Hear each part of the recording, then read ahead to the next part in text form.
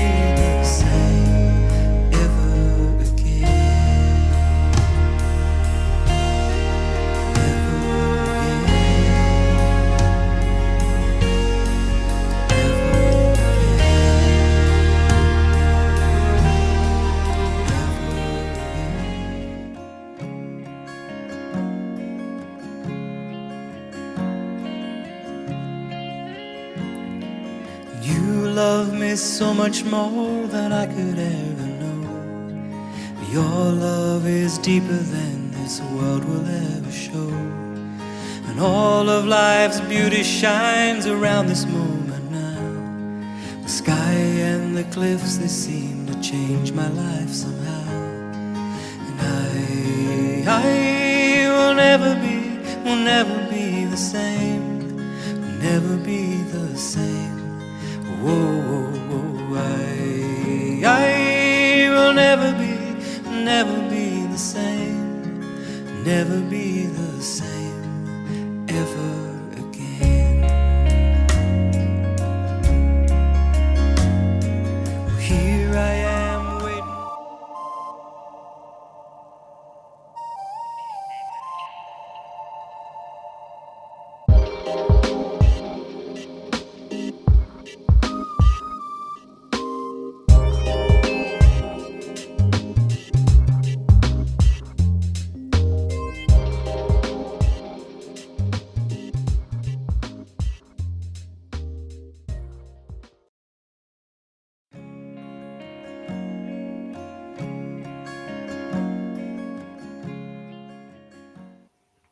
Hello and welcome to another SDA Q&A. I am back. Going to be doing a response video today, so I'll be on my lonesome. I put out some last minute requests, like literally last minute, for people to join me and just have a fun commentary response to today's topic. And of course, everyone's either nervous or busy, but great to see you all again. Good to see you writing away in the comments. And I have been away pretty much, I think, 10 days down in Melbourne.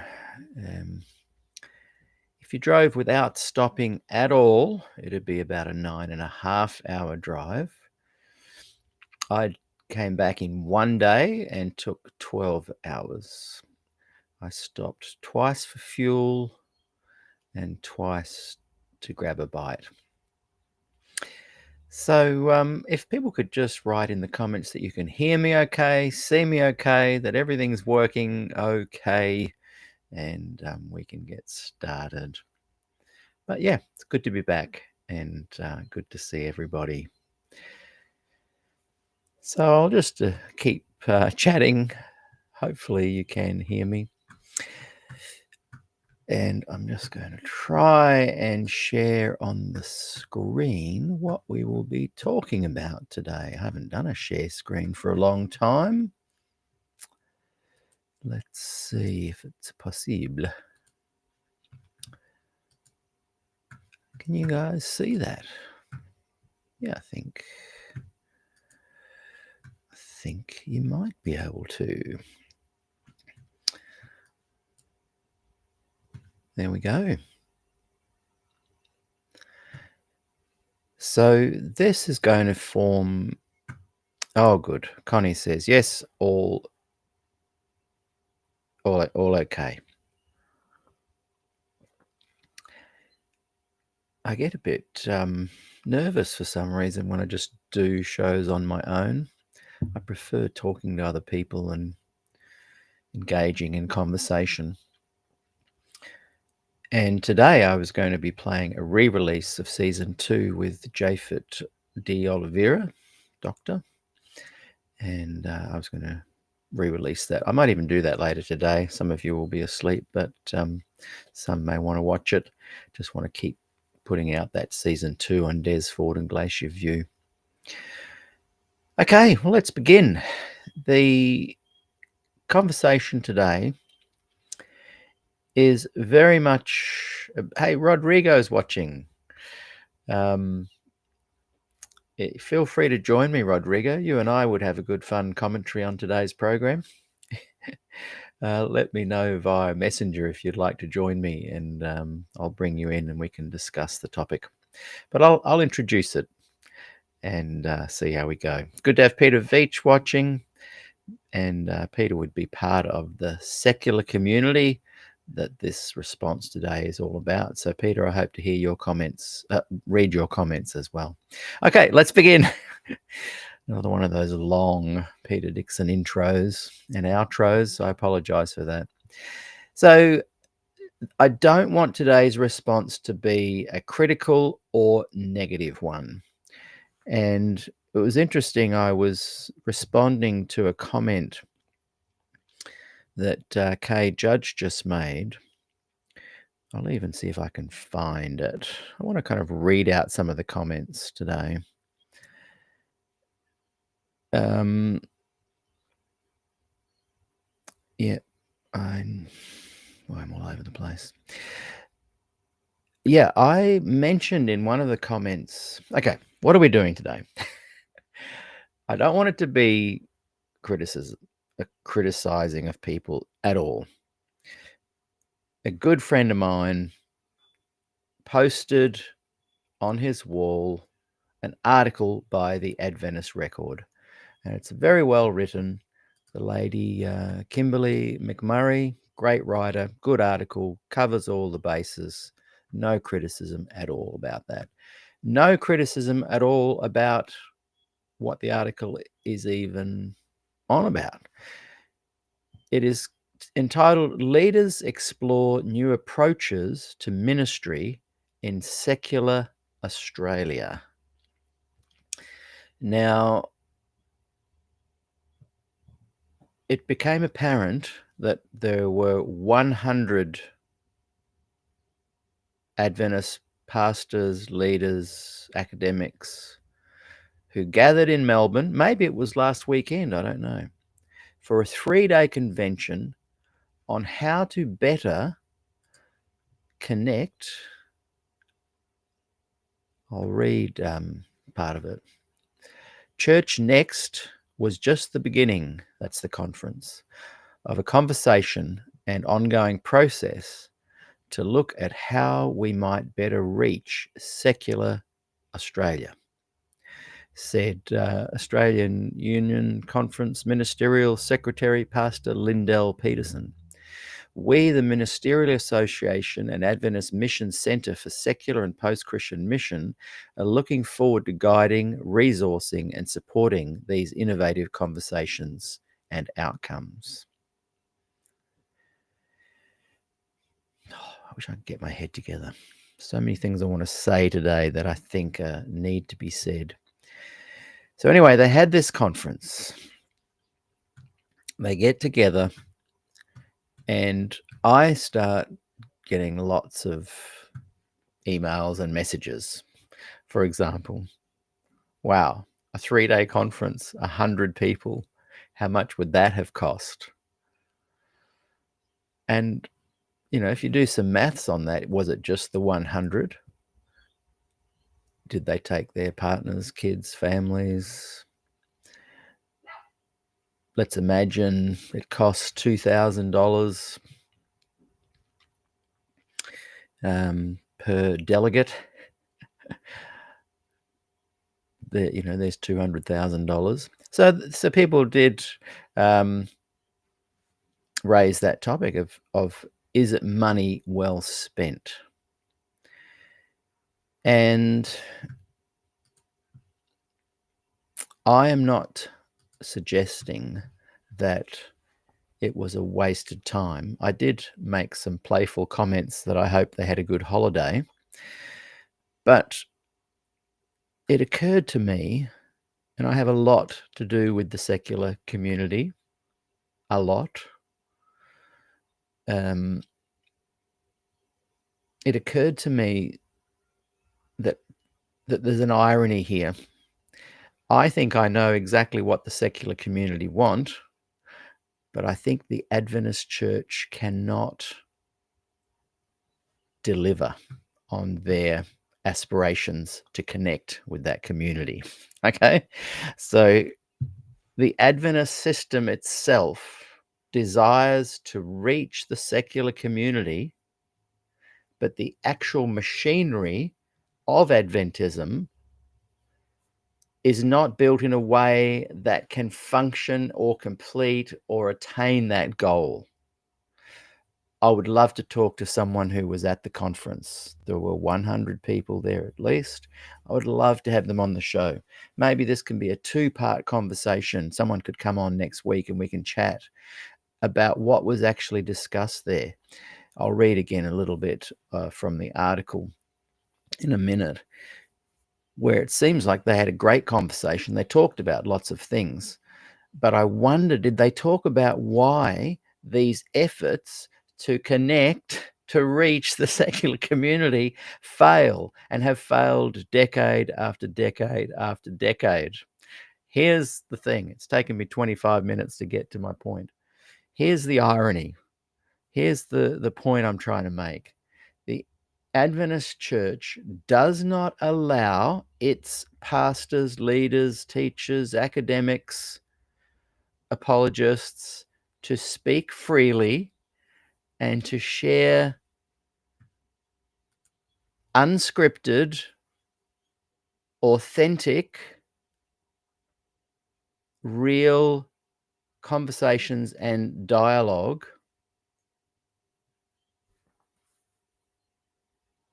because if they do, it somehow censures them.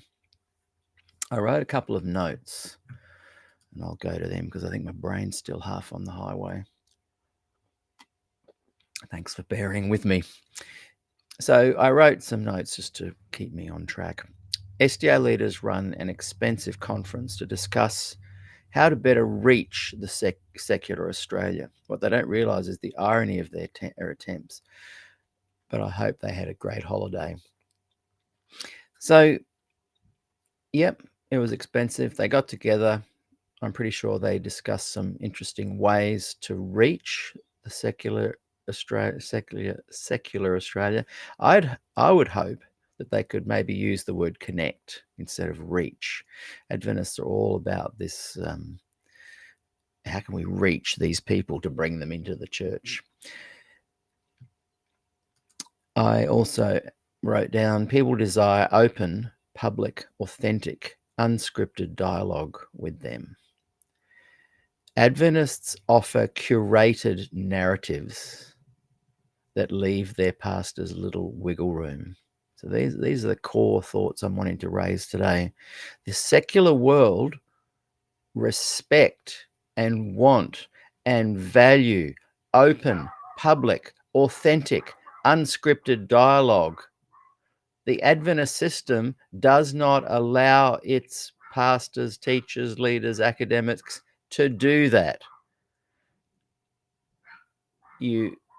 I doubt that, and I've invited, and I hope next week someone comes on, but I doubt that anyone from that 100 would come on the program for fear of speaking outside of the box, for fear that they may be seen as not towing the line. And so, sorry.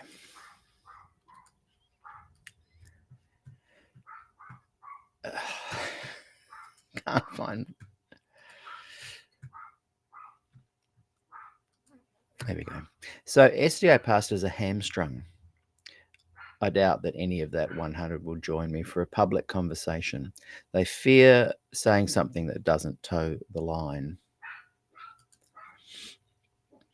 Did the conference discuss why the SDA system continues to fail with their repeated attempts for decades to connect with the broader society?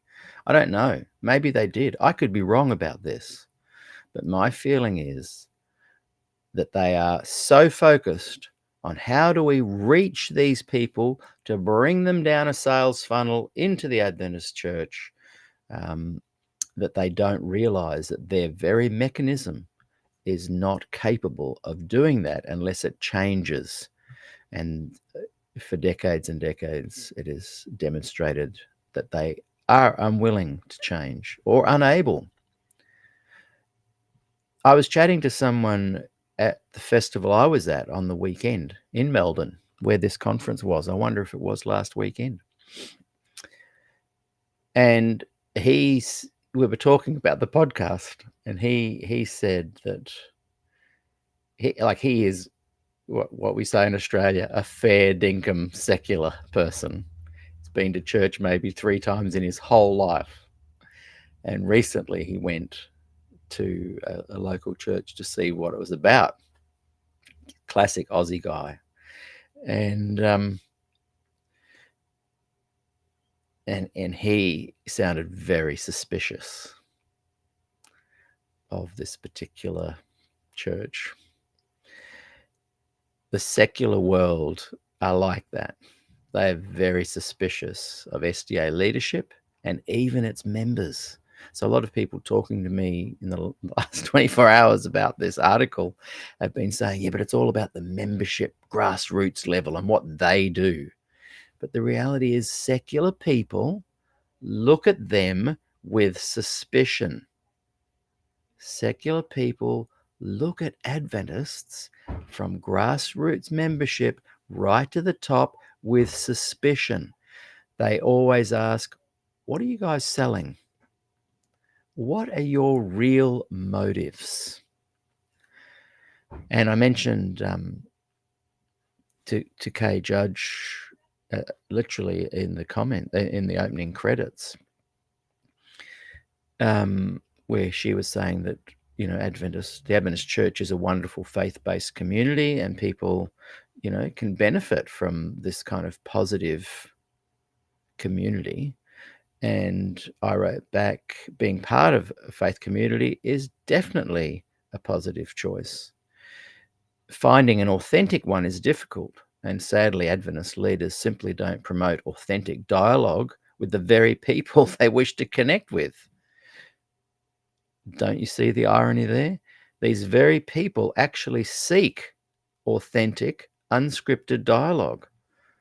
The very thing Adventists are incapable of doing at a leadership and pastoral level. I said it's sad but true, and this makes it a less effective faith-based community to be a part of, when not only its members yearn for unscripted, authentic dialogue, but so do the people who need faith-based communities.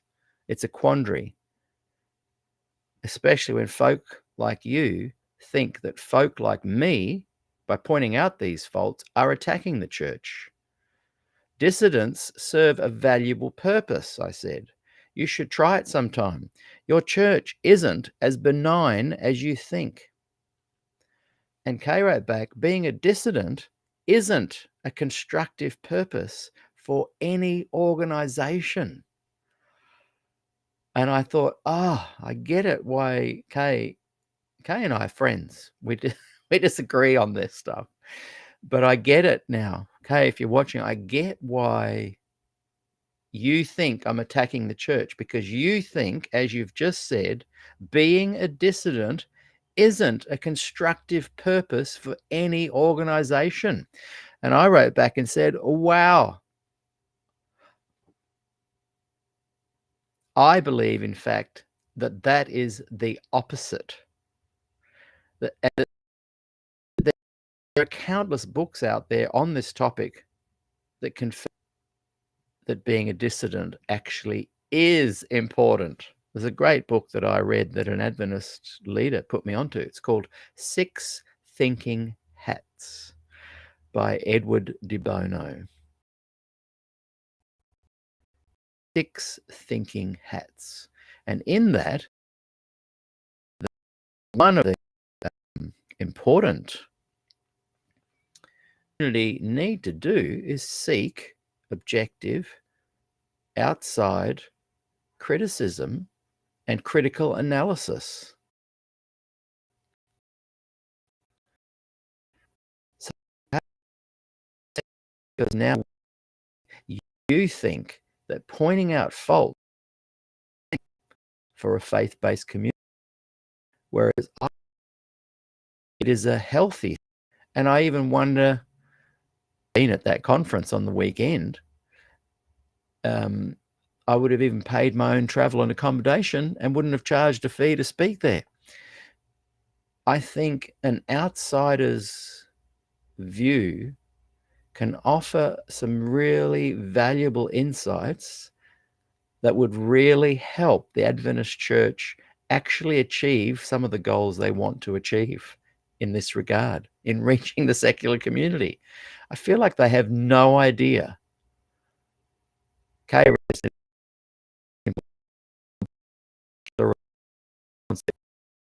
I agree with you. It's people, and the people out there don't want to be reached by a system and a movement that won't speak to them authentically, publicly, openly, and in an unscripted fashion. Perhaps from the very beginning of its existence, loves to curate its narrative.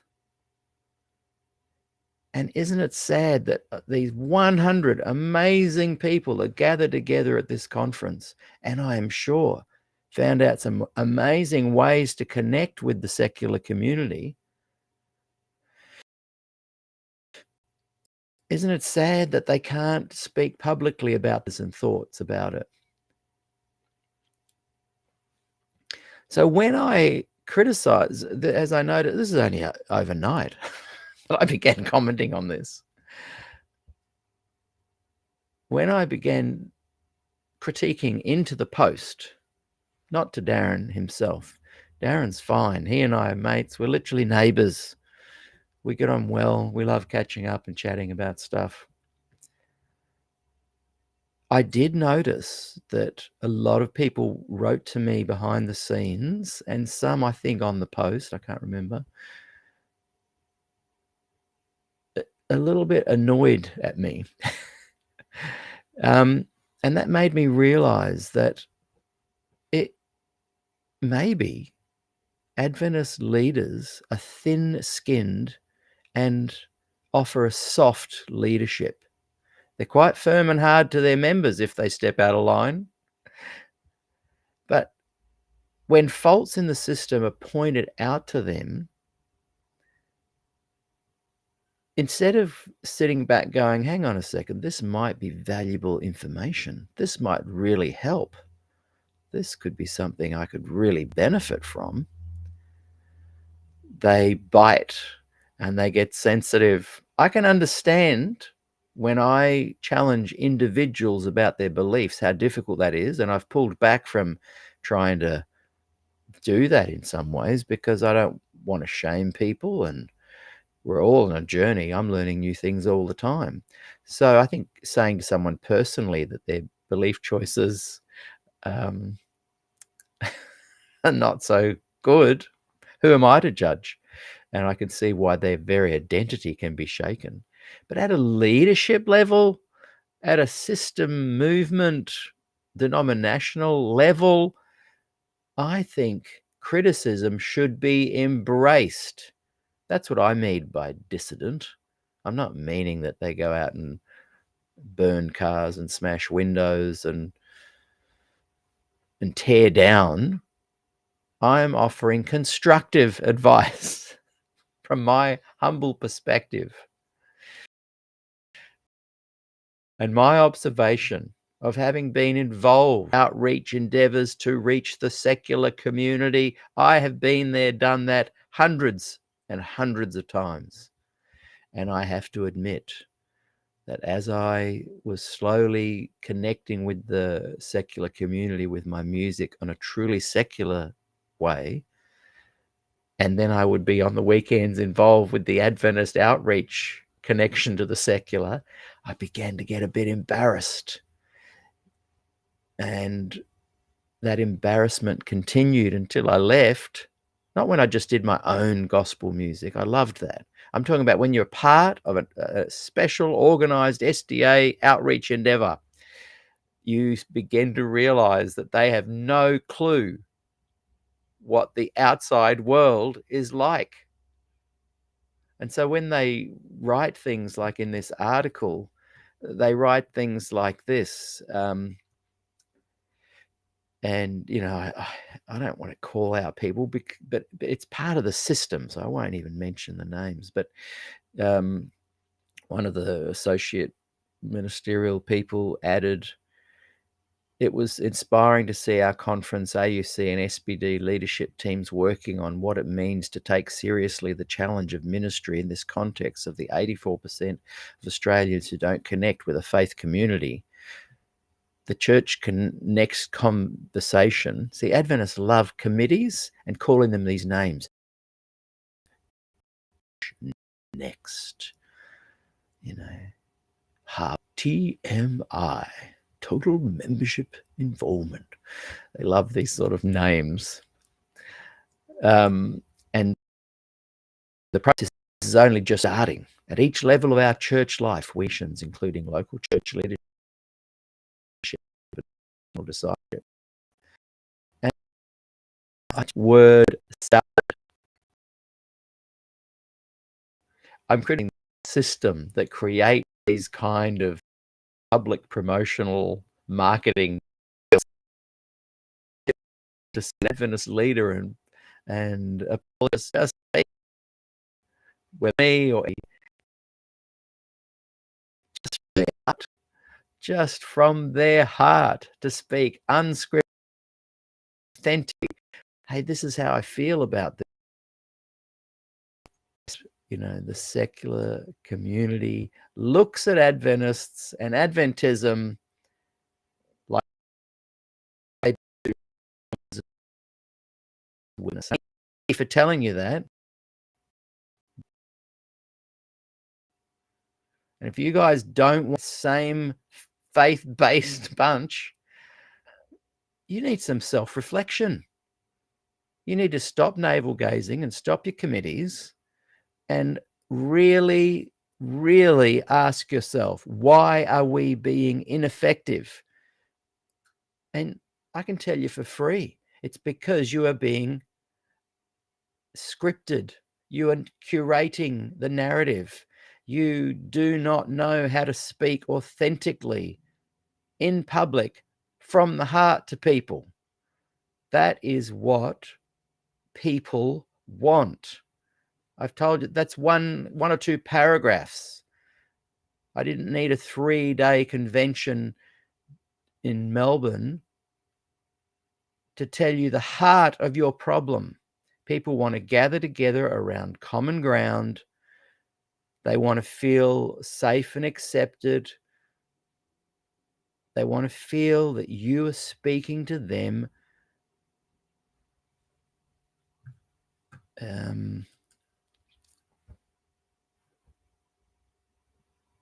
authentically, unscripted, and a non-curated dialogue.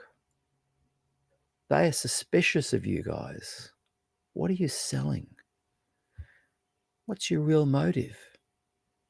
And you know what? Their suspicions are grounded. You are thinking, how can we reach them to get them in? You are thinking that. That is your motive. Darren's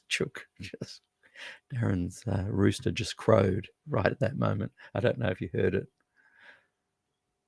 So let me read just 3 paragraphs of the article. More than 100 leaders, administrators, academics, and I'll bring it up for you guys to read along.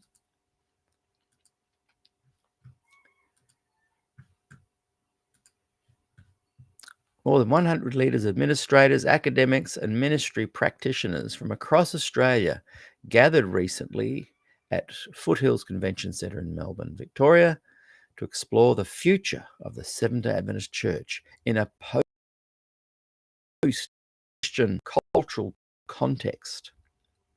Reminds me of the 9 all gather, and they talk about important things, and the information is never acted on. The important things, the important discoveries are never acted on. That's a good one. The important discoveries, the important things they find are never actioned. Like 1919, the important conference where they gathered, it wasn't even found. Those minutes weren't even found till like the mid-70s.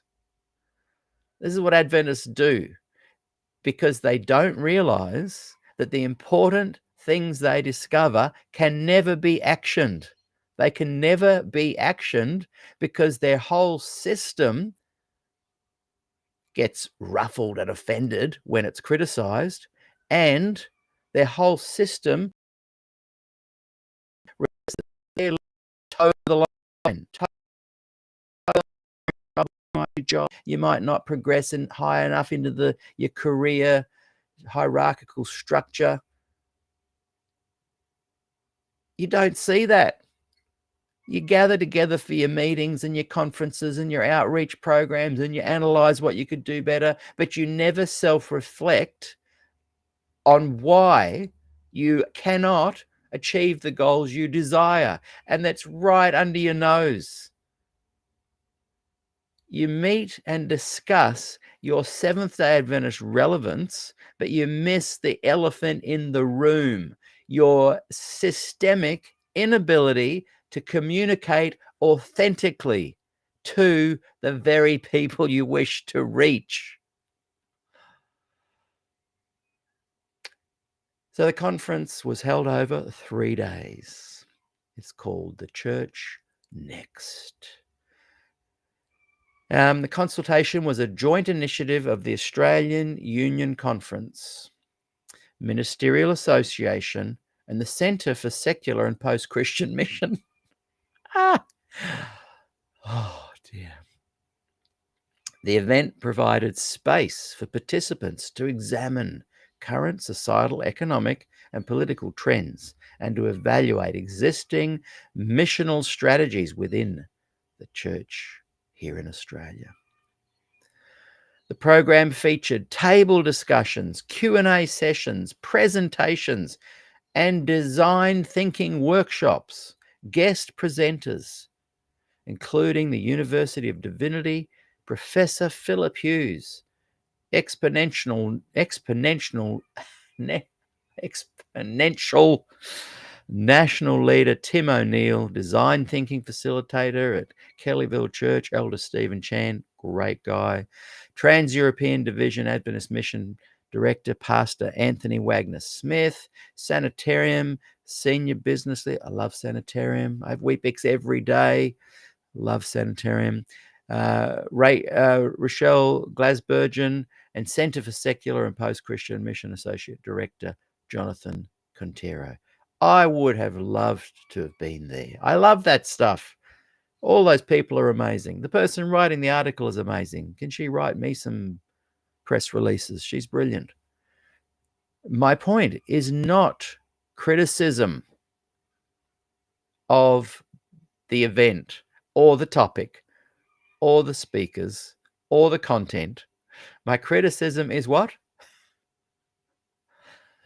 That Adventists live in a system that doesn't allow them to action anything they've discovered. They will not be able to action it because their system requires that they toe the line. And as Kay Judge said, a dissident, what are her exact words again?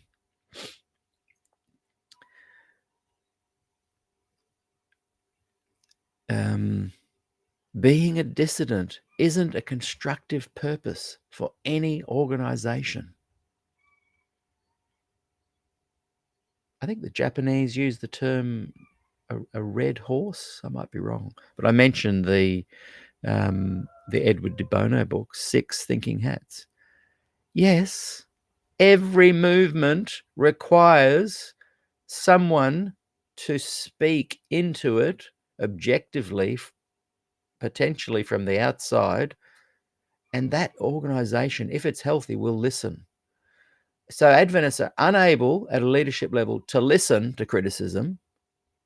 They get offended and bite back. And B, they are unable to action any of the good decisions and things they've discussed demonstrably since the beginning. They can't action it because the template of what they must preach and what they must be and what they must be seen as is so strong and profound, and it comes down from on high through the divisions, down into the unions, into the conferences, into the churches, into the local pastors and their members, and diminishes their ability to speak freely. A little bit of a word salad here. According to organisers, outcomes from the consultation will inform new strategies for local and conference level ministry. A plan for funding and implementation will be developed to support ministry teams in trialling and testing innovative approaches to engaging with post-Christian Australian culture. Stop. Don't waste your money. Your strategies will not work. Don't waste your money. Sounds like you've just spent over $200,000 running this conference. Is my maths right? A couple of $1,000 per person, 100 people. Is that right? Can someone tell me in the comments? I've stopped looking at the comments. You know, why pour more money into strategies that are not going to work? Do you think we are stupid? I've been involved with these strategies, these conference level ministries, these fundings and implementations of developed support ministry teams, trialing and testing. I've been involved my whole life with that. And generations before me have too. And they miss the elephant in the room. The Adventist system is incapable of actioning true, authentic connection with the community, because it doesn't allow its leaders and pastors to speak freely. Yeah, there we go.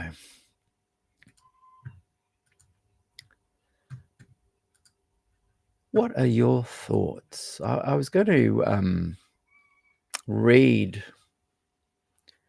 some of my comments on the actual post,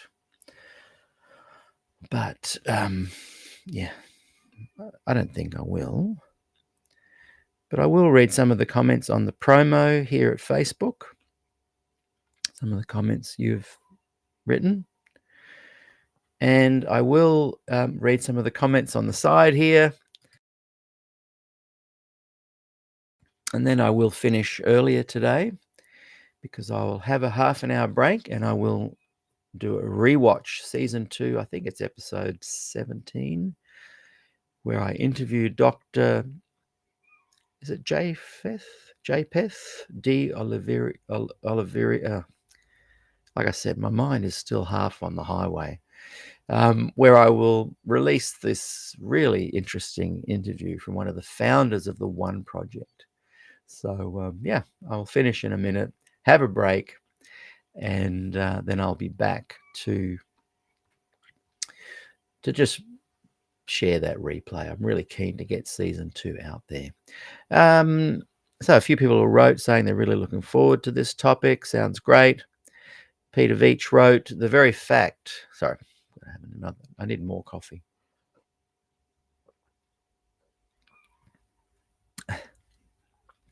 The very fact that there's a large meeting to discuss relevance is itself telling.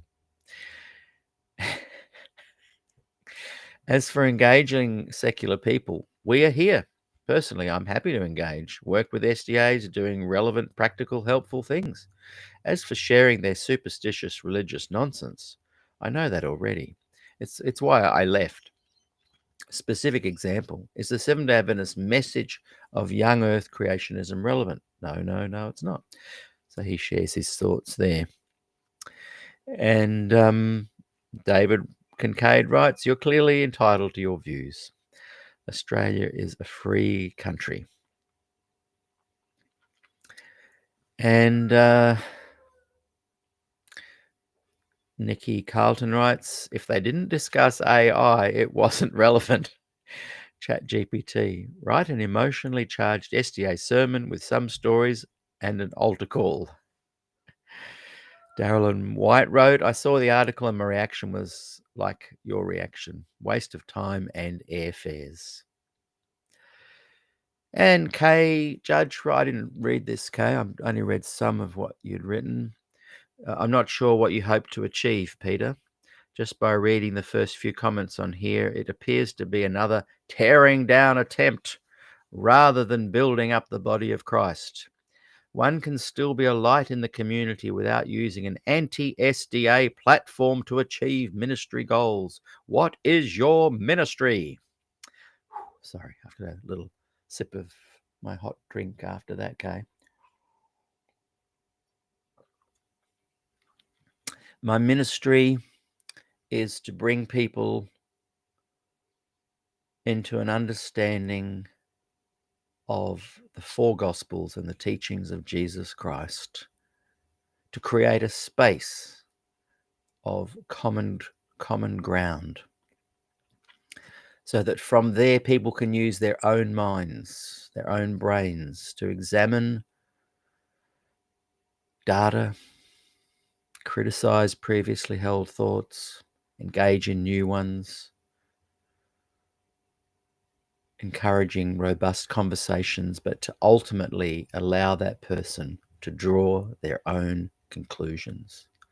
So I'll say that again, Kay. Common ground, Jesus, the teachings that he gave in the four Gospels to help us live a community-based gospel life of abundance, love, support, and togetherness.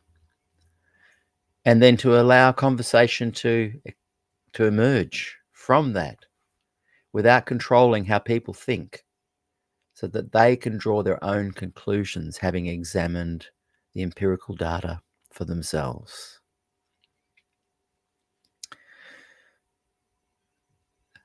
So thank you for saying what you said, because it gives me the chance to share more clearly what I'm doing. That is what I hope to achieve. And one of the things that I think you and many other Adventist apologists fail to understand is that criticism is not tearing down. Have you never been involved with an institution?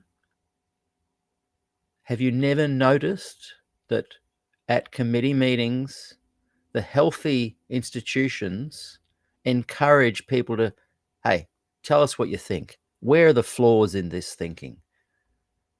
I'm a little bit in shock, Kay, that you think that kind of criticism is tearing something down. I run a business nearby that is community-based, and we have regular meetings where I say to the people that are involved, tell me what I'm doing wrong, please. And they let fly. They let fly. I reckon I get 3 text messages a day from some of the people that are part of the cooperative. And they can be quite, like you, Kay, quite robust. But they value that I welcome criticism. I'm suggesting that you guys would benefit from welcoming criticism. We're not tearing you down.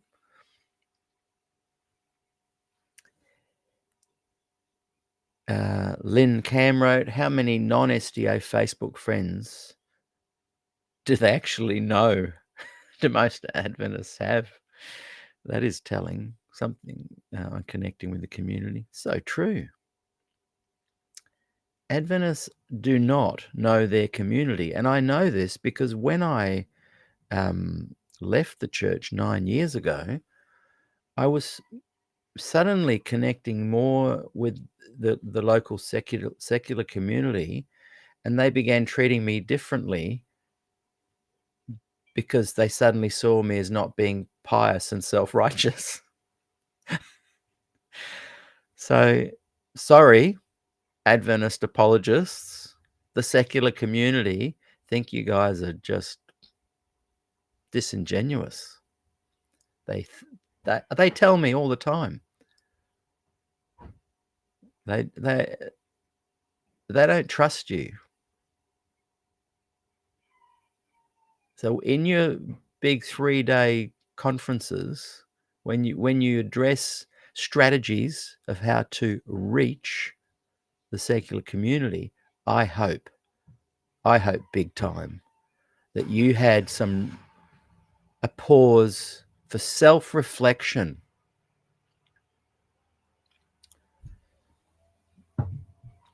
I am just going to quickly invite Rodrigo on to just have a bit of a chat about this. He's accepted my request to join. I love chatting to Rodrigo because he has a really great way of articulating my ramblings. So there we go. I've just sent that to him. John C. Yerma has written, by the way, John, was it a birthday you had? Great profile pic you posted. Very artistic. You're looking healthy and happy. It's great. Welcome back, Peter Dixon. I think changing direction and introducing this topic is relevant. There are many examples that can be used from the last few hundred years to show what happens when you miscalculate regarding the other. Politically or socially, it's always a mistake not to understand the person who is different to you or lives differently than you. Socially, it causes divisions, misunderstandings, and has in the past also caused some wars, fear of the unclean, and how someone sees the other. And when we live in the Adventist bubble, most of the time you don't need to truly connect with others. And some who do have an approach to preach at them and quickly get out of there so that you don't get contaminated by what a person perceives as the world. Yet I realize how challenging it is to become very sensitive and understanding with people or groups that are different. It takes effort. Cynthia writes, will this also be on YouTube? Yes. Okay. And David Savage wrote that I'd made a misspelling there. It actually won't hurt to read a couple of the comments on the post, I've just realized. So I'll come back to that. Let's read some of the comments here. Rodrigo, if you're still watching, I've just sent you the link. Join me for a quick, brief commentary and what you think there. Oh, good. There you are. Hi, Rodrigo. I'll bring you into the chat in a moment, and I'm just bringing up some of the chat that I can. So I'll bring Rodrigo Custodio on and continue the chat for about 20 minutes. Hey, Rodrigo, how are you? Hey, brother. How's everything? Very good. I love your spontaneous nature. It matches my Yeah. own. It matches my own. When The Kay, Brazilian call. yeah, when Kay Judge wrote there, what are your intentions? What are your motives? Often it's just have a conversation and have a nice hot drink. I'm not sure I'm organized enough to be the guy that has intentions and motives and plans. This whole conversation has been spontaneous and based on my seeing this post and not criticizing Darren Pratt at all. Like I said, he's my neighbor. We get on super well. He just wrote, exactly what the article said. He was not even making a commentary on it. And then a lot of people began writing to me saying, have you seen this post? And the first thing that probably the first 10 people wrote was, I wonder how much that cost. Did I get my maths right? 100 people, a couple of $1,000s each. That's $200,000, isn't it? Yeah, Right? yeah. That's You're right. not wrong. Yeah, around Yeah. 200. Yeah. Yeah. 2,000 times 100. Why can't I? That's the most easy maths. My daughter would work that out in 5 seconds. So let's look at a couple of comments and we'll get some of your feedback. Deanna writes, it is how SDAs come across. What are your thoughts on that and what I've said? Articulate more clearly what I've said and share your thoughts. Yeah, Peter, it's crazy how the cycle continues in the Seventh-day Adventist Church, or let's say organization, trying to pretend they are, hey, let's reach the community, let's reach the liberals, or let's talk with the non-religious, and reach as many people as you can. And then you sit with them, and I had hundreds of meetings with SDA leaders, and at the end of the meeting is like, yes, let's print more the great controversy books. What do you think? So let's print a lot of books and let's distribute in the streets. And by the way, let's make the members pay for the books.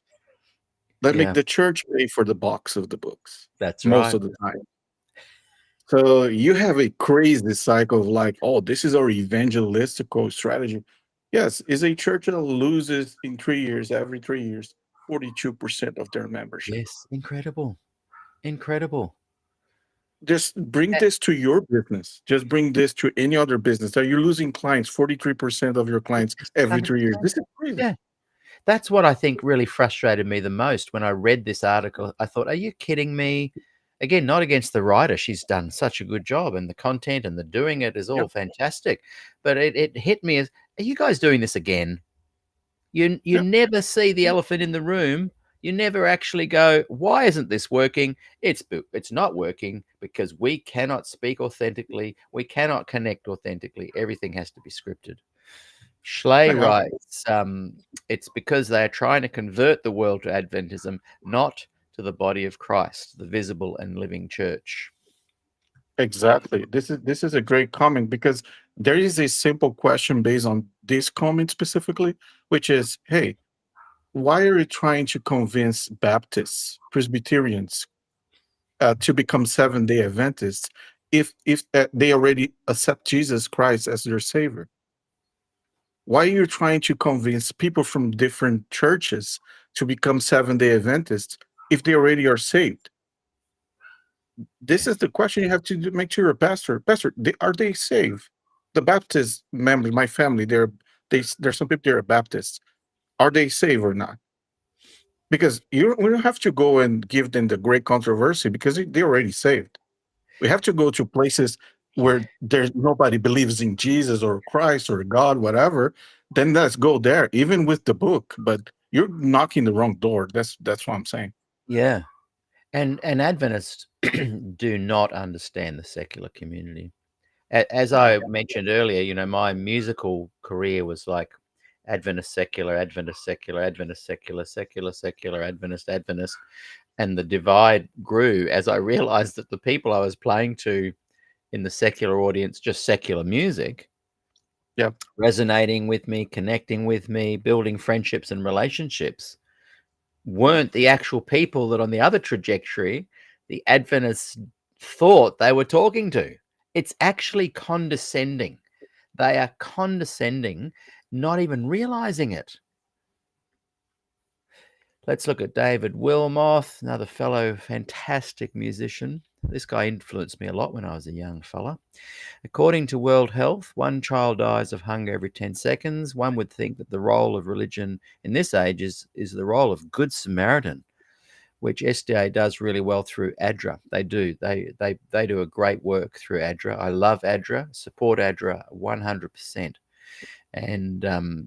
And I think one of the saving graces of the Adventist Church in this part of the world is ADRA. It's Adventist Development and something Relief Aid, whatever.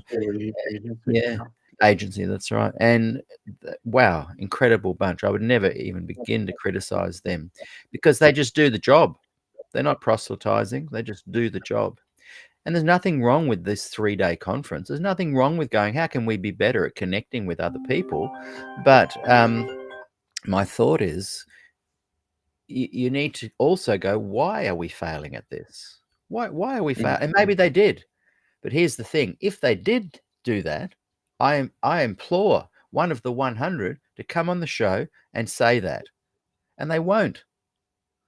So they may have discussed it, but it's going to be of no earthly value because they're not going to action it in a way that the secular community want to hear. Yes, you're right. And to be honest, I don't know in Australia, but here in US, um, people, they are not connected. Those that are not connected with the church or any church are looking to the church or the religious experience in a completely different way today. The new generation that is coming, like the teenagers, 15, 18 years old, they are rethinking the way to relate with the spiritual. And the churches are struggling here in the US to even fill the pews during the Sunday mornings or even Saturday for the Seventh-day Adventist Church, because there's a shift in terms of, okay, what is my religious experience after all? What is my relationship with God after all? And one of the things they are doing very well, of course, as always, like small churches, community churches, house churches, no more than 20, maybe 20, 25 people, a small community of people praying, getting together, studying the Bible without any organization on the top or people telling what they have to do, what they have to dress, or how they need to pray. Small communities of people that really trust and believe in God together, and that's it. No big buildings, no, extra lights or sound system or whatever. And that community, small community, is really building a very strong relationship with God. I see this all over the places, and people rejecting like mega churches, big organizations, big brands, etc., trying to find something more organic, I guess. Yeah. By the way, you wrote to me, and a few people said that I was cutting in and out. Hopefully, on the replay, it won't do that. It might, but my signal is strong. I don't know what's happening, but it's very annoying when that happens. I am going to save up and revamp my whole Wi-Fi system. Deanna writes, yeah, unscripted doesn't happen. Schley writes, exactly. The Apostle Paul went to the places of the pagans for unscripted dialogue. Nancy Claiborne. By the way, Nancy will be on tomorrow, I think. Yes, Nancy and Mark for our Good News Fellowship. Join us tomorrow around this time an hour ago. She writes, it's going to be difficult because SDA and is quite insulated, similar to the Amish. The gaslighting has to remain to appear happy and fully correct, to be real. The facade has to come down. Yeah, I Yeah. think, Yeah. yeah. And Deanna writes, they could lose their job. Exactly. Exactly. I Uh, was watching a interview with a Seventh-day Adventist pastor here in Brazil 3 yeah, weeks ago, and he was debating with other evangelical pastor about the Sabbath. So you have to keep the Sabbath, same discussion every time. But there was a mediator of the debate, and the mediator made a very important question that usually they don't make, which was like, "Hey, man," to the Adventist pastor, Ellen White was infallible. She was infallible or not? Tell me something. Show me a theological error that she made. Peter, he spent, I don't know, 30 minutes spinning the ball and never answered. And the guys kind of lose their patience and say, "Hey, man, come on, guy. Just show me something. Show me any error," because she was human like me and like you. And, no, yes. no. I can tell you that because if she made any error, she is not inspired anymore.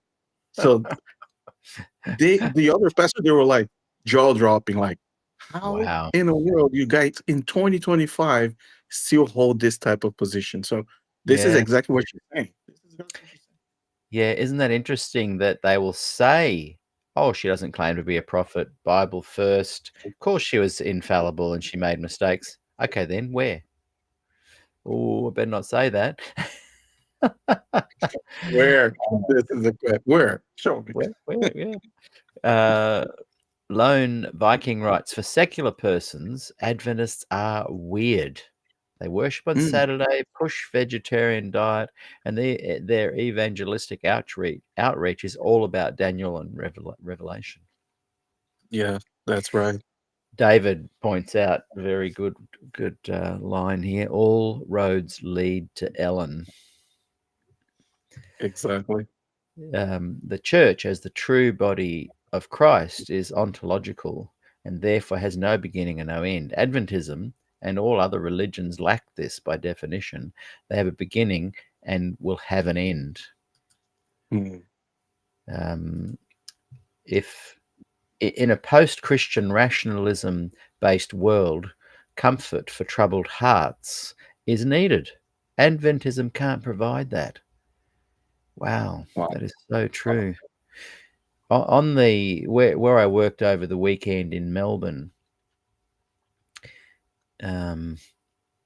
there it wasn't an Adventist or a gospel or a Christian thing. I provide PA systems. It's one of my little streams of income for different festivals, and it was interesting that a lot of the people there selling their products and their belief systems and their books and health products. It was basically a health well-being kind of festival. You can tell the people that are just selling you something, and you can tell the authentic people. And by the end of the weekend, the authentic people that are the stall holders and the people working there kind of gather together eventually, and you have Mhm. nice conversations or interesting meals in the food court at night. But those who come at you with the pyramid marketing style selling, you just know, you can see them a mile away. And Yeah. Adventists do not realize how much they are seen as that kind of a people. Yes. And it's so refreshing. Like who was it that just said that? I thought it was a really good comment. Yeah, I'll just bring that up again. That we need comfort for troubled hearts in this world. Thank you, Lone Viking. Yes. That's what we need. And we don't want it from people that are trying to sell us something. And Mm, Adventists are, whether they want me to say this or not, whether they think I'm attacking or tearing down, it is a fact that the majority of people who look in on Adventism don't see their sales pitch as authentic. No, they don't. And I would add something to this great comment about comfort. My question is, how the Seventh-day Adventists can bring comfort if the main message is the end of the world? How the Seventh-day Adventists can bring comfort if the main message is the destruction and persecution of a Sunday law? How the Seventh-day Adventists can bring peace to the heart if you're becoming part of the membership, you are going to be persecuted and killed by the Catholics and the U.S. government, and you're Yes. going to have to run to the hills. So Yeah. how can you bring comfort if Yeah. you have a message as a doomsday church? Exactly. Exactly. And interesting there, the two arms that are going to get you are Catholics and the secular government. So, it's doomsday, all right. And again, apologies if we're cutting in and out. Please bear with us. I don't know when you were watching, Rodrigo, were there less cuts than content, or was the cutting just getting too much?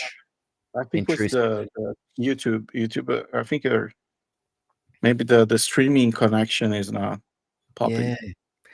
I'm going to correctly. try and redo the whole thing. I did spend a fair bit of money on Wi-Fi satellite things, but it's not working. Anyway, the majority of SDA leadership is living with deep cognitive dissonance.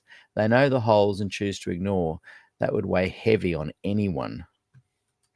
Well, this is the thing. I talk to many pastors, leaders, administrators, apologists, and they say, thank you for saying what we can't say. We wish we could speak our truth. Yeah, I'm getting lots of we're cutting in and out, but I think that was from 20 minutes ago. It's Hopefully, from the but it's not cutting anymore. I'm checking on oh, good. YouTube. It's Yeah, cutting. yeah. Yeah. Schley said another good thing here: to be out and about and unscripted would be to truly unveil Adventism to the world. It would fall and implode immediately. That's so true. What do you think about that?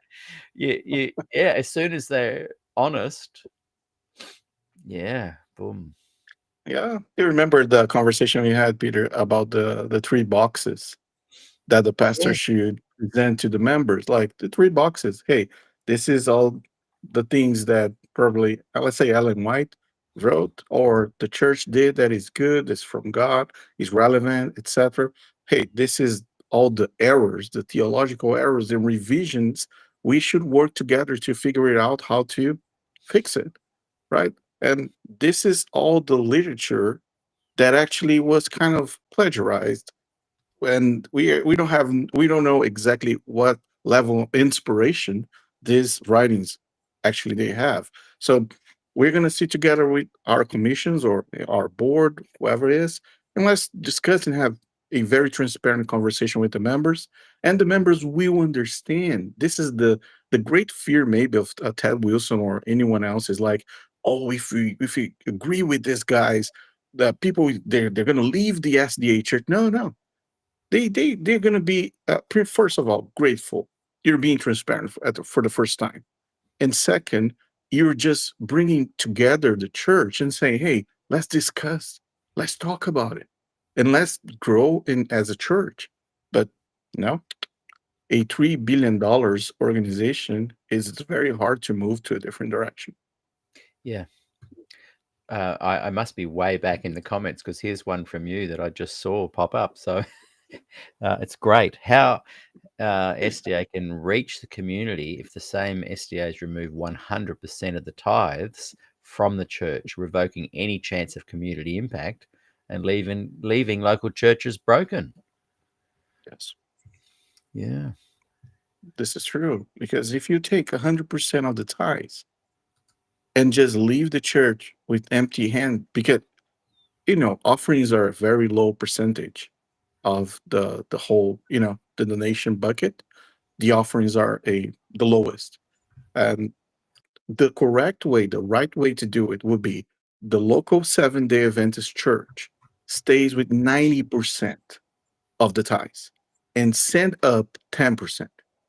It's fair enough, because 10%, it's more than enough to support an organization that loses 42% of their members in 3 years.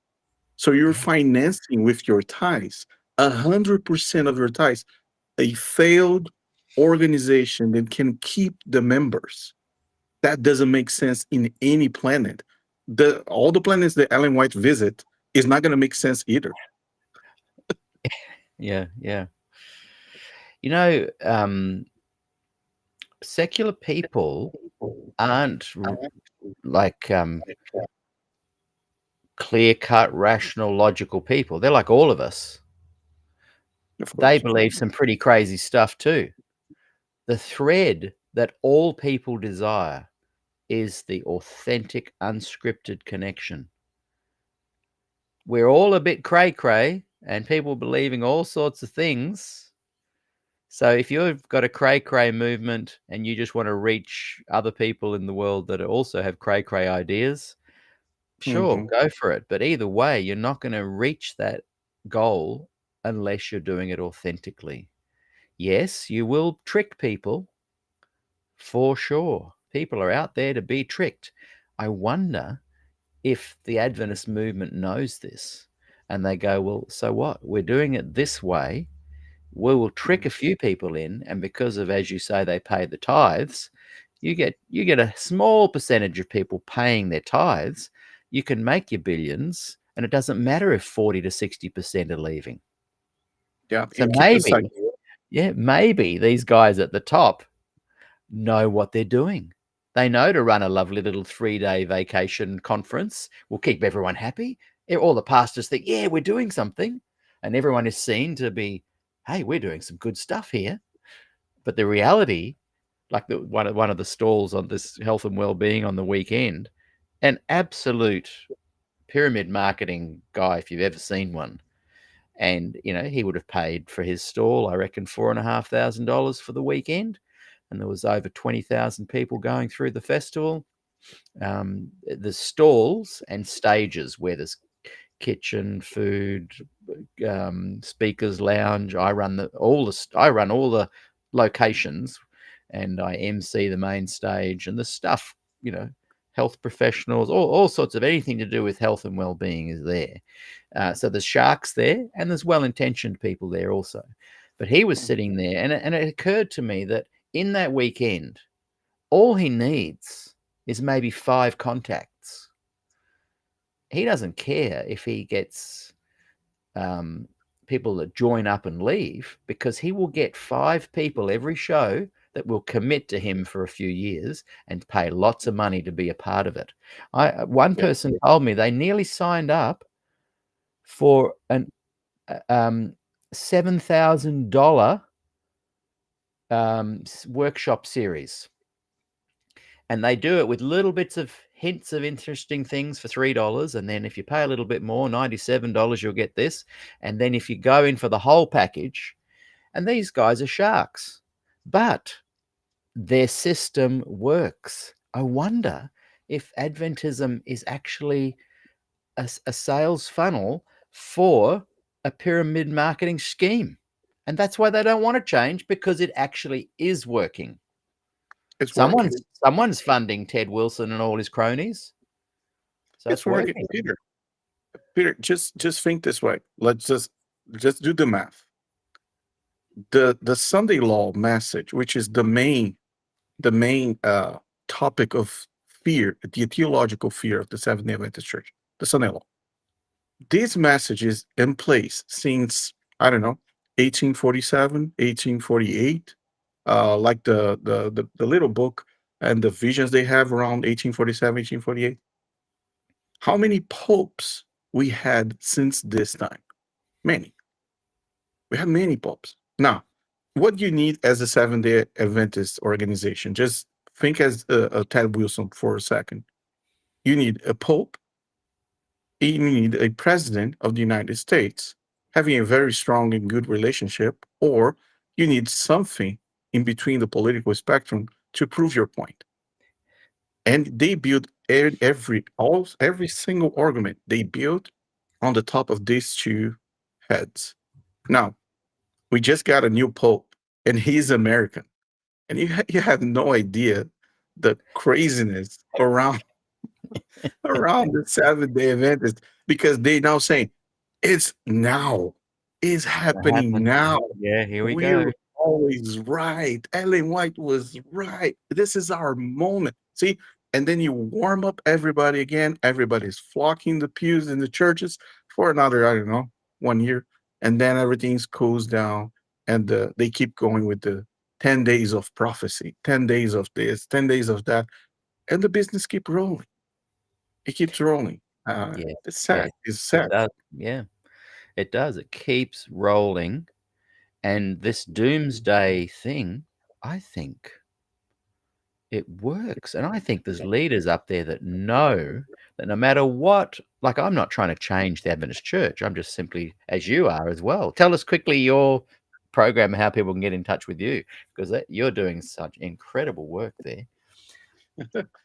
Yeah, we have a YouTube channel talking, just pretty much presenting documentary style type of videos, to help Brazilians and Portuguese and Spanish speakers can understand as well about the real 7 Day Adventist Church from this historical point all the way to the our days, what is happening today. So it's pretty much just videos to give people access to the truth about the 7 Day Adventist, historically speaking, and the administrative way as well. So it's pretty simple, very, breaking down in pieces, very simple to understand. So anyone, any age can understand and Yeah, enjoy. I love it. I love what you're doing. And I've just put up the Paracu Pasamos Thank you, slash man. Thank you. videos is a good way to start getting to know you. And people can still contact you at this email address, can they? Rodrigo@rodrigoc.net. If Yeah, people yeah. want to contact you directly. Yeah. So we do this stuff. We put this content out. We're shining some lights. We're both putting on that hat of, hey, let's analyze and criticize some of what you're doing to hopefully shed some light on the situation. But these guys at the top, they know that pretty much anything we do is not going to make a difference, because at least 5% of the people are going to drill down and pay the tithes and keep them Yeah. going. But I wonder, some people have suggested that lately the top guys are actually a little bit concerned because maybe some of these shows that yourself and mine and others are actually starting to shake the foundations. Um, and I wish that the Adventists would look at the shaking and try and bring about some really beneficial changes, but they don't seem to be doing that. No, no. I already spoke with you so many times, Peter, about this.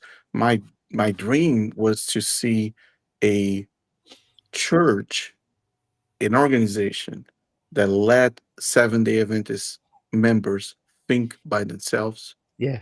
and have freedom of conscience, freedom of their Yes. own thought, to believe or disbelieve and still be part of the community Yeah. without punishment.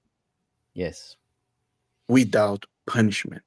Yeah. And if I don't believe Ellen White, if I don't believe tithes are for salvation, if I don't believe the Sabbath is the seal of God, but I can still be part of the community without any fight, without any aggression or any silent, from your members, from your friends, being looked as a black sheep or any evil dragon installed inside of the community, bringing from the hell to destroy the church.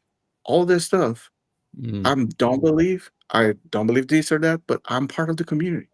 I'm here Mm. to enjoy the service with you guys, to sing Yeah. along, to play along. Well, but you don't believe in the three angels message. Oh, okay, that's fine. Come on, Mm. be part of it. Mm. Now, you're saying talk with the people outside of the church, forcing them to fit inside of a template. Exactly. Yeah. Why It's, would you do it's that? exactly. Doesn't Yeah. make sense. Yeah. So come over here, join with us. We are 7 Day Adventists.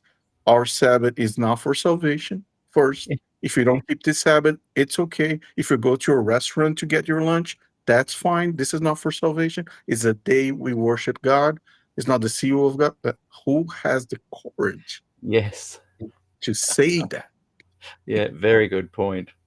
And I'm interested in these guys like Don McAdams, Warren Trenchard. They're coming on the show in a week or two, and I can't wait to chat with them. I don't want to scare them away with asking them some hard questions. A lot of these guys have had a fairly sheltered life where everyone just listens and goes, "Oh, thank you so much." And I love their content. I love it. I love reading their stuff. I learn so much.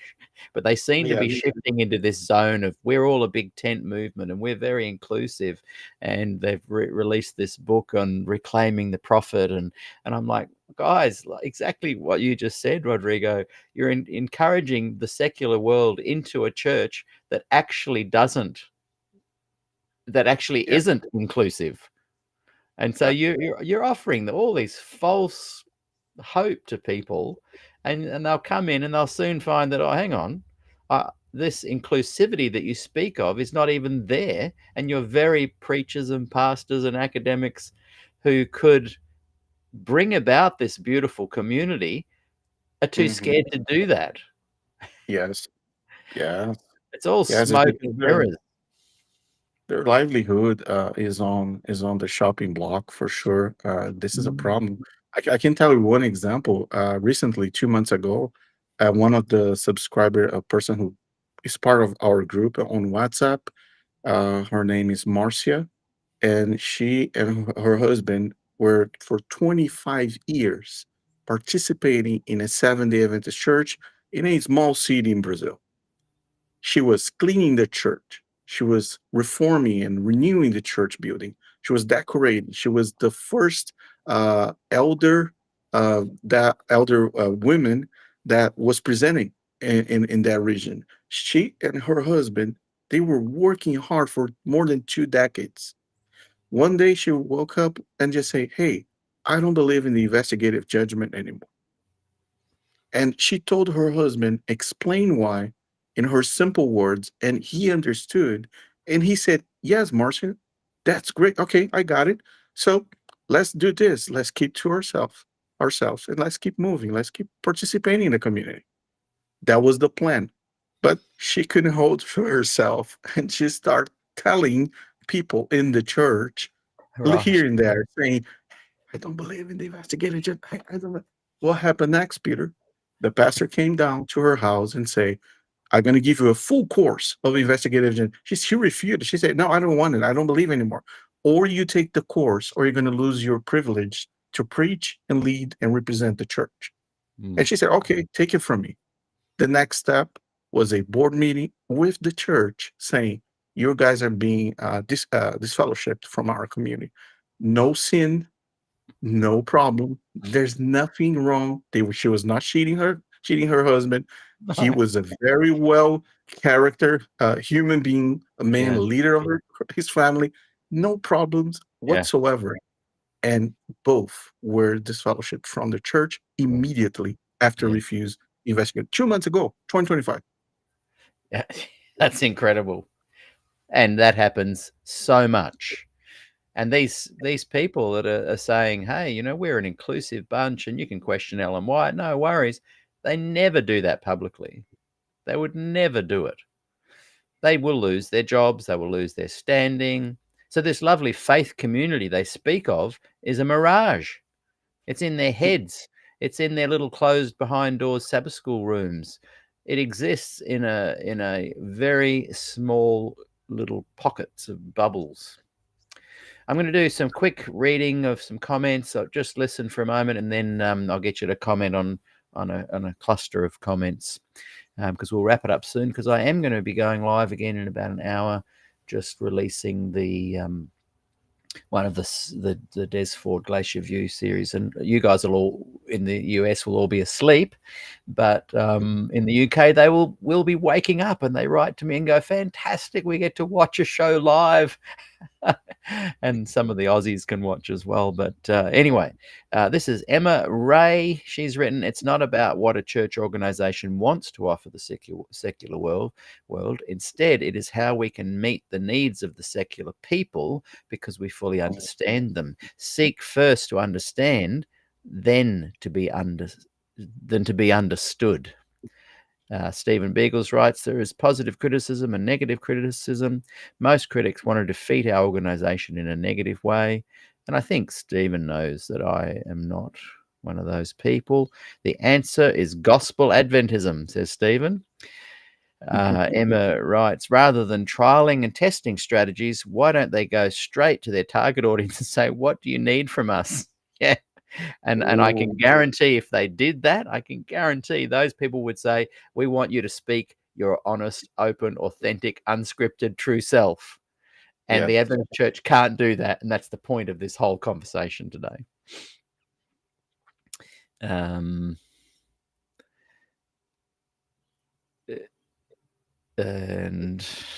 lots of good stuff here. Lloyd Turner, good to have you watching. I always value Lloyd's comments. Let's see what he's got to say. Many people in the Adventist Church realize that traditional methods such as prophecy seminars and literature evangelism cannot be the only approach. So it sounds like some smart people are trying to offer pastors and church people some viable, valid alternatives. Exactly. Well said, Lloyd. That's what I said. However, as Peter says, the church can't even talk about it openly because it will attract widespread criticism, watering down the message, and the church is in apostasy. Whoa, that you've surprised me a bit there, Lloyd. Normally you're kind of critiquing me and telling me that I have missed some of the important concepts that were being conveyed. Stephen Ling writes, the Adventist church structure is a part of the beast system, in my opinion. I've been meeting so many people who have been psychologically damaged coming out of SDA, J-Dubs, and Mormons. I used to say, why is Peter Dixon raving on about this all the time? And now I can see how important this show is for people who have been damaged. And I've learned so much listening to all the various people who have come on it. Thank you, Stephen Ling. It's nice to hear that because a lot of people do criticize what I'm doing, and I welcome it. It gives me a chance to go, no, I don't think that's what I'm doing. I think I'm doing this. Or it gives me a chance to go, oh, yeah, you're right. I'll try not to do that. I love the open dialogue, and you know, I've missed the last week and a half. I love doing the show and chatting with everyone about these topics. We're really trying to build authentic community and communication. And if you have been damaged by Adventism, I'm glad that you can find a place here. And okay, I'm going to read a few more from on the YouTube channel. Andy Mack, Adventism is an insulation religion, and it wants to connect with the secular world while knowing nothing about it. I had a close friend who was catastrophically disabled and took a car of her free of charge for 30 years. And she took care of this person that was damaged. She was a new convert SDA 32 or so years ago. In her later years, she joined African Australian SDA. Thanks, Elizabeth. You're getting some nice comments there, Rodrigo. Yes. A quick comment about the. Oh, go ahead. No, you go for it. I'll just keep looking down, just finding some comments. Yeah, one of the things that it caught my attention in terms of talking and trying to reach people in the Seventh-day organization is how people look to this Seventh-day organization as a very organized institution in terms of, hey, they have schools, they have hospitals, they have churches, they have money, so they are probably doing something right. They are probably representing God correctly because they have this much structure globally. And one of the comments I always made was like, yeah, we are part of a global church. We're part of a big organization, and that brings to you some kind of a pride, some kind of a a honor to be part of this organization. But one of the things that caught my attention all the time is when people criticize you, Peter, or me on my channel, or say, hey guys, you're guys trying to destroy the church. You guys are trying to erase the Seventh-day Adventist Church. You guys are working to destroy the organization. How can you fit these two mentalities in the same brain? If you belong to a very well structured organization, how a YouTube channel can destroy the same organization? How can a YouTube channel destroy a multi-billion organization structure across the whole entire planet? So that brings the whole persecution theology, persecution fear, the whole everything the church install in your brain to say, hey, they're gonna persecute you. These are work of the devil. They are trying to destroy the church. No arguments, no criticism, because this is from the devil. Do you remember the serpent, the serpent on the tree talking with Eve? Do you remember that conversation? This is the same conversation. Be careful. So, how a monumental organization can be destroyed by comments on YouTube? It doesn't make sense. Yeah, yeah, that's so true. Yeah, yeah, good point. I just want to remind people that Rodrigo and I have done 7 questions to ask your local SDA pastor and 7 more questions to ask your local SDA pastor. Go and check that out and find it.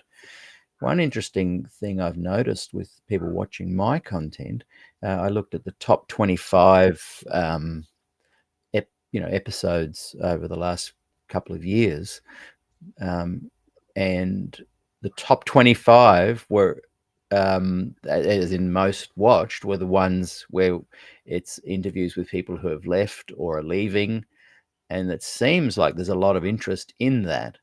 I don't curate the channel to be focused just on that, but if you're looking at the wide amount of topics I present, it's interesting to note that the people that are resonating the most with that are those who have left the church. They are seeking, and so I wonder if the Adventist Church would invest a 3-day weekend in how to support and restore the broken, damaged souls that have left the Adventist Church. I don't think they would. There's no way. And I love Carl Sagan, where he wrote, extraordinary claims require extraordinary evidence. And Adventist denomination makes some huge claims. Look at this one.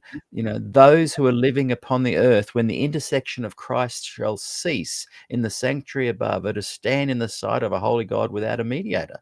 Now, that is just so not biblical. And yet, when you try and have a discussion with someone about these claims, I'm just giving some examples so that people can see we're actually looking at content. They still come to this kind of understanding. Well, Ellen White's not replacing the Bible. She's there to help correct inaccurate interpretations. Well, what if that intercessory claim is an incorrect interpretation?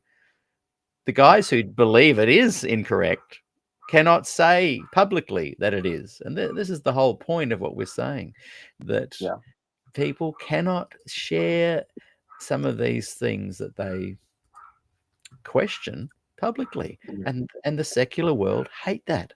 People hate that. We're all drawn to authentic content. And Peter, just a quick comment. Imagine how many times I saw pastors, Seventh-day Adventist pastors. I knew the way they think about the church, the beliefs, the theology, everything else. They were one person standing on the pulpit in front of the church. Then another day, they were invited to be part of a open table with other pastors, evangelical pastors, to talk about the Bible, to help people to discuss theology or discuss Christ. Immediately on that table, they are sitting together, and they transform themselves into evangelical pastors, agreeing with everything they're saying and listening, just saying, yes, the sacrifice of Jesus on the cross was fulfilled. There's nothing else. We're saved by grace. You watched the same pastor last Sabbath preaching like the investigative judgment. So they changed their clothes, change the skin so fast. If they're together with the evangelicals in a closed room, talking, in universities, in the academic level, man, they change their language like this. And Yeah. all the other pastors, they say, see, Adventists, they're just fine. Look, Yeah. this pastor. And Yeah. everybody leaves the room saying, Adventists, it's like us. They're like equals. Yeah. This is crazy. It happens every single week. Yeah. And every time Walter Martin had anything to say about Adventism after the QOD, and you watch that incredible John Ankerberg show with Walter Martin and Bill Johnson, everything he had to say was like, I'm just so confused. You say this, but you do that, and then maybe you were tricking me. Because there's a disingenuous vibe that permeates Adventism and emanates from Adventism. Exactly. Now, there's some comments here about ADRA. I don't want to defame ADRA at all, but Schley has said, but I like letting people speak freely on the platform. So these are other people's views. Schley has said ADRA can be good, but it is also a Trojan horse. Andy Mack writes, ADRA has lost my respect. Tonya Morton has written, ADRA is not what you think. Interesting thoughts there. Adventism is facing the storm it created. The deception is being exposed, and the hierarchy is becoming more and more desperate because they realize that the lies and deceit have lost their sting. There is a push in some quarters of SDAism to try to translate Ellen's writings into many languages, serious money being considered. Well, I think they've succeeded. I think Ellen White is found in many, many, many, many languages. I'll just do a quick read of some of these. It would be more relevant for the church to address people leaving. Yeah, that Lady Jane, that's a good point. That's what I was inferring before, that there is no ministry within Adventism that admits it has some elements that can cause mental health issues. There's no ministry that I know of that is officially there. I know of no conference that has ever gathered. I know of no group of Adventists at a church level, conference, division, union, whatever, to say, hey, some of our teachings can cause mental health issues. Let's try and reach out and help some people who have left and are hurting and feel damaged. It just doesn't exist. So spend your $200,000 on that, maybe. And Barbara T writes, also read some stuff that made me question ADRA. Yeah, can I make a comment about the ADRA stuff very quick, because it hit the United States here. So when Donald Trump assumed the position, like took the office, Donald Trump removed the financial assistant to USAID completely.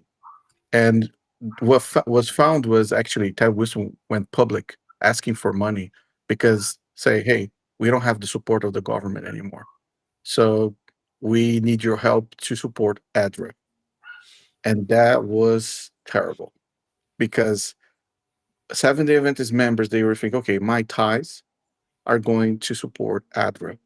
My tithes are going to support the hungry. And then the U.S. removed the money, the government removed the money. Realized that their money wasn't going to ADRA. Is that what you're saying? Exactly that. Exactly. So Donald Trump removed the money from ADRA, and Ted Wilson immediately after say, hey, we need money. We need help. What is happening? Wow, I did not know that. Yeah. See, I'm just thinking of my local ADRA outlet, and everyone there is amazing, and they do such a good thing for the community. But the big picture there is actually a deception of Adventist leadership, not even necessarily of the ADRA movement and the benefit it provides. It's saying, oh yeah, all this money that we told you that we were giving to you, that we thought was going to ADRA, actually wasn't. Yeah. Wow. Nancy writes, SDAs typically go after other sheep. Yeah, so what are they even talking about? We want to reach the secular. They've got no idea how to reach the secular because they're proselytizing all the time. Good point, Nancy. Okay, let's do some fast ones here. Look, I really appreciate everyone's comments. Thank you so much. And the ADRA stuff is exploding. Deanna writes, comfort, they instill fear. And this is a good point. No wonder the Holy Spirit is called the Comforter. Sadly, Adventism has no access to the Holy Spirit. They can't give what they don't have. Ah, oh dear. And if people sit there and think these comments are tearing down the church, well, whether they are or they aren't, Adventist apologists, please listen to these comments. This is what people think of you, and you're losing respect. Now, admittedly, a lot of people I speak to say, "Oh, yeah, I've got an Adventist friend, and they're lovely." This is not tearing down. This is just saying, boy, at an administrative level, these guys are dropping the ball, have for generations. Are they doing it because it does work and makes them a lot of money at the top? Or are they just ignorant? It's either manipulation and dishonesty, or it's ignorance. It can't be anything else.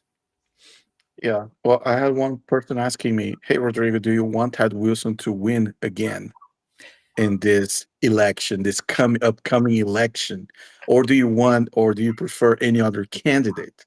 And I said, "I rather prefer Ted Wilson continue with his craziness. That will help people to wake up better, because Yes. as crazy Ted Wilson is in his presentation of the message, the church, the remnant, the only one, that's perfect to help people to wake up." Yes. Yes. Because there will never be another Jan Paulson, or at least another 70 years. There won't be another liberal progressive Adventist in that kind of leadership power. They're disorganized, they're in disarray, they don't even know there's a problem, they're ignorant. They've got their heads firmly in the sand. They're ostriches. But there could well be someone of Ted's ilk that is a master of politics and can come along, and I can just see all the progressives go, "Oh, but this guy's in and he supports women." No, he didn't say he supports women. I'm thinking of someone in particular here. You know who it is, the guy you brought him to my attention. The Ayrton Keller, Yes, yes, yes, the yes. Brazilian guy. Yeah. If he win, man, you guys gonna miss that Wilson for sure. I know, if he gets in, and he will be I can just see the progressive liberal revisionist Big Ten Adventist saying, "Oh, but look, he supports it." No, he did not say that. He said he's not interested in that terrible debate that is dividing our church. But that doesn't mean he supports women in ordination. Maybe he supports women in ministry. Believe me, he is an advocate for not ordaining women into ministry. Yes, you're So 100% correct. look out. You're going to get a Ted Wilson who's just more clever at politics, and you'll all be there cheering, and I'll be bringing out some mocking, I can tell you that.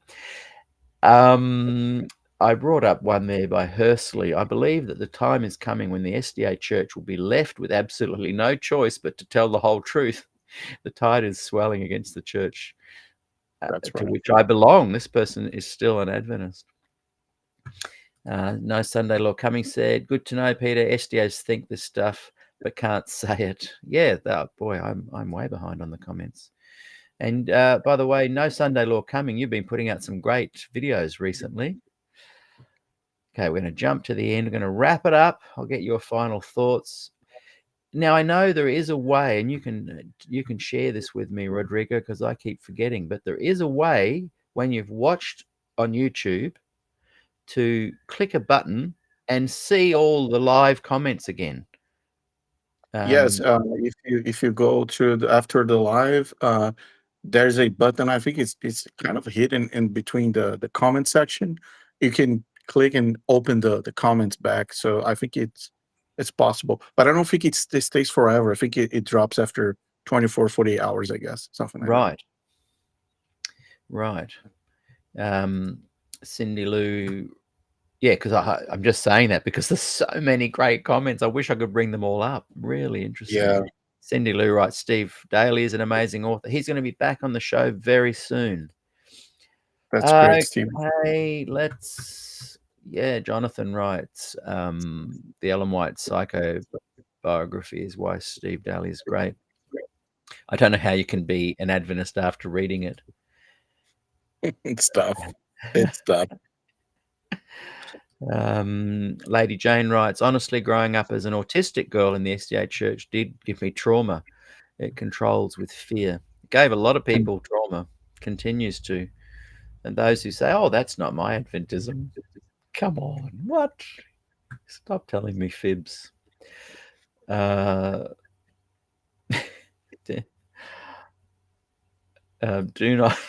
not blame SDA malfeasance of funds on POTUS. Well, I think he did a good thing there. He revealed something that was amiss. Yep. And look, are there any that stood out to you there in the last few minutes? You can see the comments. Yeah. Yeah, the only thing I would like to see is a Seventh-day Adventist pastor wearing a T-shirt with some words on the back saying, "Ask me anything. Ask me anything."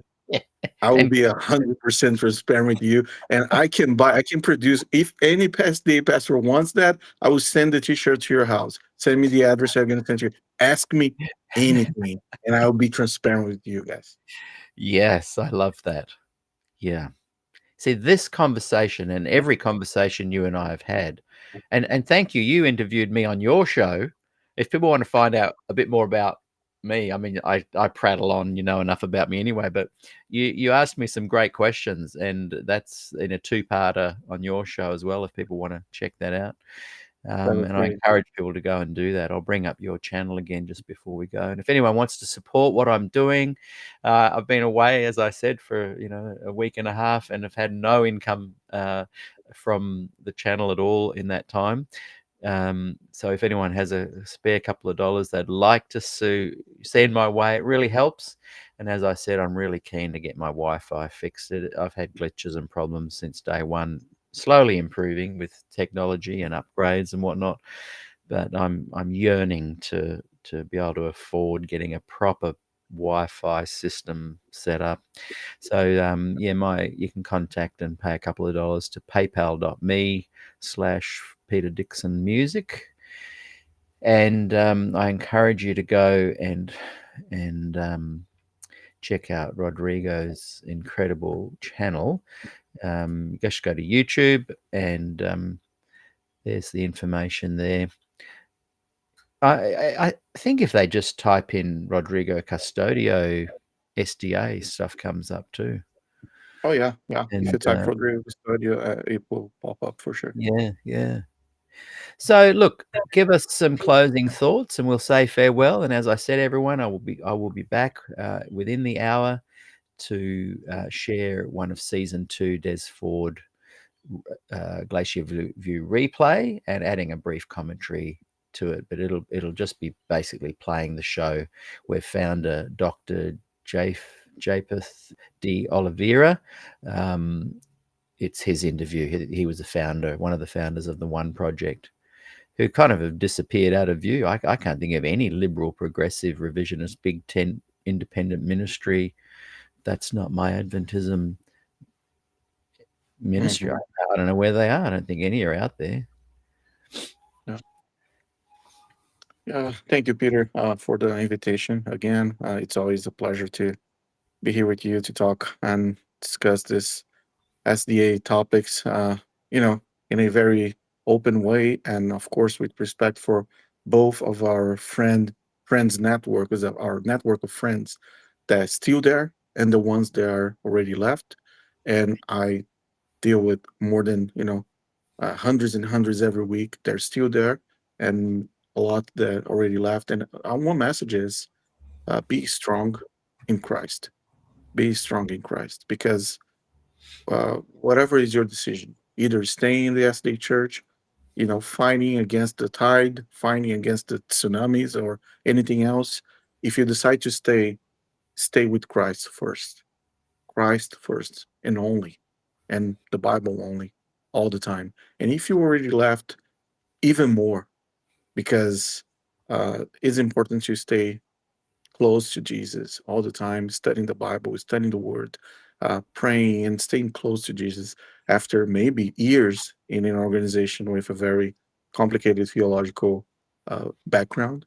So it triggers lots of emotional things, either theological as well. So stick with Christ, stick with God. Don't give up. Don't give up on Christ, because He never will give up on you. Thank you, Rodrigo Custodio. Love your work, mate. Thanks for the conversation. And we'll get you back in a couple of weeks. What we talked about, what we were going to do next. What was it again? I think a closer look at the close of probation, was it? I think it was probation. Yeah, we talk about probation. We talk about as also the the general conference that is coming, the whole Yes. political spectrum of Boy, what we is better do coming. that soon, because what's that, middle of July? Yeah, it's coming next month. I'm planning to be there, with my Oh, sunglasses and a can we hat. get some live with you there with your phone and everything in the background? We'll do some commentary. I think Alexander Yeah, from Spectrum's going to do that for me as well. yeah, On the yeah, ground reporting with Rodrigo yeah. Custodio. Yeah. Feeling the pulse. Feeling. With your shades on. Yeah, yeah, Cap. Ask me anything t-shirt. exactly. Well, everybody, we'll see. I'll be back in an hour if you're still around. Some of you will be sound asleep. As I said, Europe is going to be waking up in an hour or two. And those of you that are here in Australia, if you've been at work, you might want to join me. But yeah, I'm getting that season 2 out there into the public. That Des Ford Glacier View season. Wow, had some very interesting interviewees. See you, everybody. And so, well, look, let's plan 2 or 3 weeks then, Rodrigo. We've got to talk about this very Let's do it. soon, because it's coming up. Yeah. And Yeah. then after the GC, we will know if Ted got in again, and we'll have some chats then as well. Oh my goodness. I'm a Yeah, pig that'll in be mud. great. See you, brother. One last comment, one real Yeah, quick comment. For all who watching here, pay attention in the percentage of the votes in the GC. How much people will support keeping Ellen White as the only true of the church?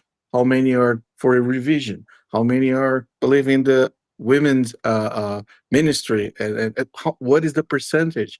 The percentage tells what is happening with the delegates. This is important. Wow. Just a quick comment.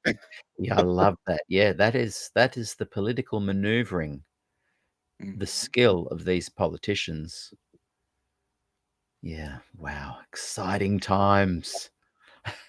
See you later.